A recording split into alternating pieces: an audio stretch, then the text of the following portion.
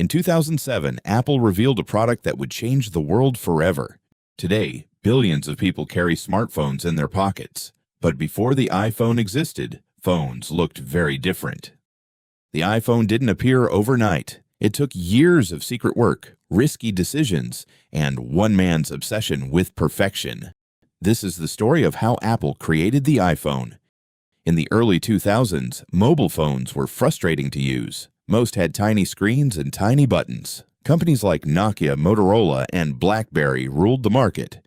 Business people loved BlackBerry because it made emails portable. At the same time, Apple dominated music with the iPod. But Steve Jobs saw a problem. Why carry two devices when one could do both jobs? Inside Apple's headquarters, a dangerous idea began to grow. Apple wanted to combine a phone, an iPod, and the internet into a single device. The challenge was enormous. Nobody had successfully built a phone like this. Steve Jobs demanded something revolutionary. He wanted a phone controlled almost entirely by touch. That may sound normal today, but in 2005, it seemed impossible. Apple created a secret project known as Project Purple.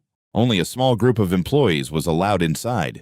They worked day and night, often sleeping at the office. Dozens of early prototypes were built. Most of them failed. Steve Jobs rejected anything that wasn't perfect. One of Apple's biggest challenges was creating a touchscreen people could actually enjoy using. Apple developed multi-touch technology. For the first time, users could pinch, zoom, and swipe. Little by little, the impossible became possible, but there were still problems behind the scenes.